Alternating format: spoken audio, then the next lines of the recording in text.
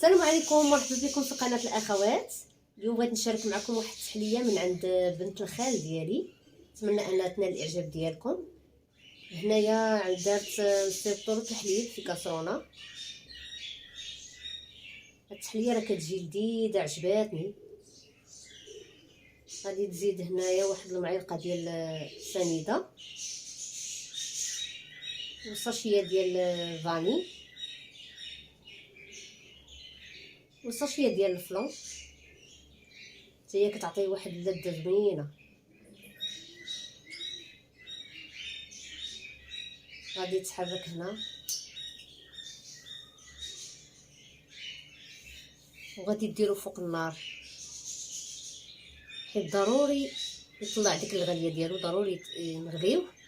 وغادي ديرو في هذا الاناء، غادي تخليه هنا يبرد شويه، بحال غادي يبدا يشد في راسو باش تحيد منه ديك السخونيه ديالو.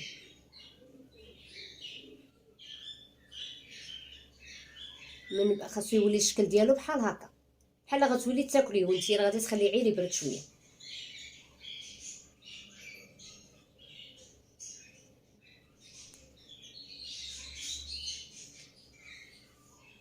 هنا غتاخد واحد البول، تزيد عليه واحد الكاس معامر ديال الكريم شونتيي وتطربوا معاهم،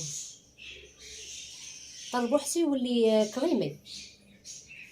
أصلت عليك النبي محمد صلى الله عليك، النبي محمد أصلت عليك النبي محمد صلى الله عليك، النبي محمد. يولي كريمي بحال هكا، يرجع اللون ديالو مايل للون الابيض. هنا خدات هاد الجبيبنات، ديروا نتوما اللي عندكم كويسات اي حاجه بغيتو. استعملت هنايا بسكوي طحناتو، البسكوي النوع ديال ماريا، وهنايا درت نسكافي مع شويه ديال الماء. غادي تحط هاد البسكوي في هاد الجبيبنات وغادي تسقيه بنكهه ديال نسكافي والماء، الجبيبنات كاملين. أصلت عليك النبي محمد صلى الله عليه. وهنايا حطيت الكريمه من فوق هذاك البسكوي، غادي توزعهم على الجبيبنات كاملين حسب الحجم اللي عندك. هي دارت هنايا 2 معالق، ولكن على حسب الزلافه ولا جبانيه ولا كاس اللي عندك حطي. غتوزعهم كاملين.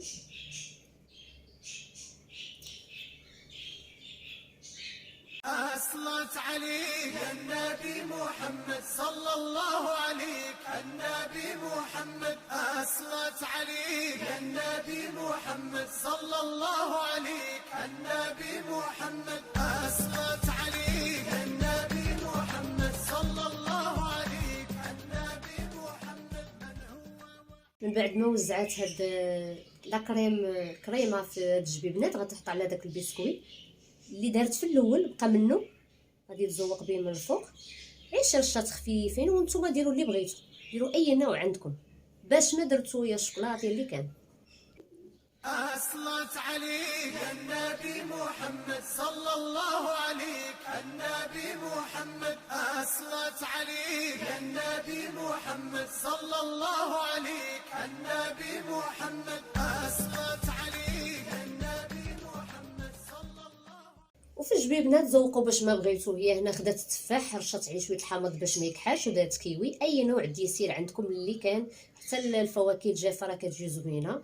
نتمنى انه ينال الاعجاب ديالكم وتجربوه، راه كيجي زوين. غادي ندوز معكم واحد البسطيله صيبتها وعجباتني وبغيت نشاركها معكم، نتمنى انكم تجربوها. هنايا البصله تقريبا قطعت شي 3 البصلات، قطعتهم شلضاتهم، درتهم في مقلاة، درت معاهم زيت عاديه على نار مهيله، ودرت طريفات ديال الدجاج. هنايا الا عندكم حتى لدان ديروه، حتى هو كيجي زوين. وتبقاي تحركي، النار خصها تكون مهيله باش يلاه ديك البصله طوع الطيب.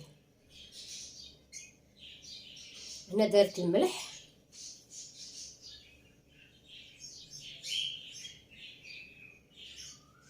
شويه ديال السكينجبير،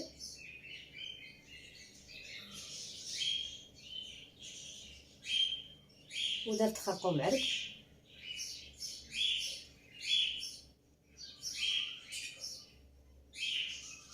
البزار،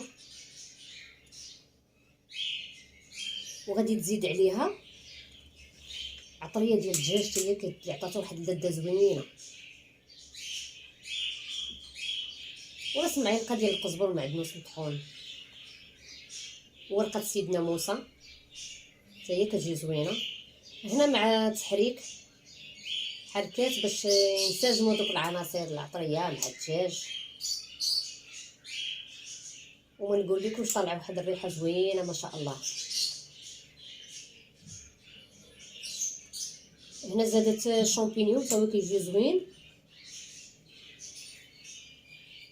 ولا صوص صوجا حتى هي كتعطي واحد النكهه رائعه.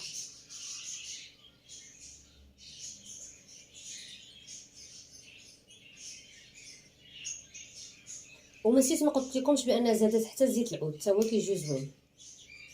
هنايا خدات الفيرميسيل درتو قبل، درتو في الماء سخون حتى طلق راسو، وعاد زادتو هنايا كتحرك باش نساجموا العناصر كاملين.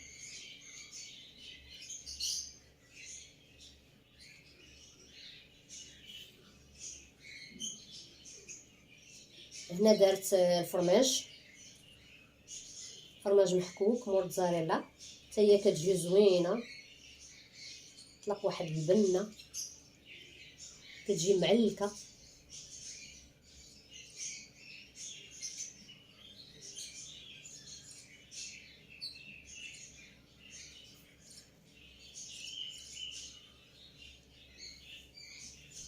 هنا خاصها تبقى ضروري، خاصها تبقى تحرك باش ديك الحشوه تنشف، ما يكونش فيها داك اليدام ولا تطلق شي زيت ولا شي حاجه. غادي تخلي تبقى تحرك بحال هكا وتخليها تبرد.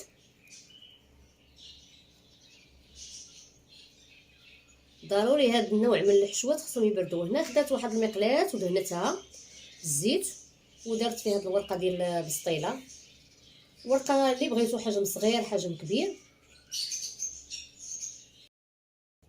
من بعد ما بردت الحشوه حطيتها هنايا في فوق الورقه اللي مدهونه بالزيت، ودارت عليها هاد الشرائح ديال الفرماج. اي نوع الفرماج يكون زوين ديروه عندكم. هنايا راه غادي تمونطيها، دارت غير ورقه واحده مدارتش بزاف، وغتبدا تغلف في البسطيله وفي نفس الوقت تدهن بالزيت باش تجي مقرمشه. بصراحه هاد البسطيله جات لذيذه بزاف ورائعه، الله يعطيها الصحه.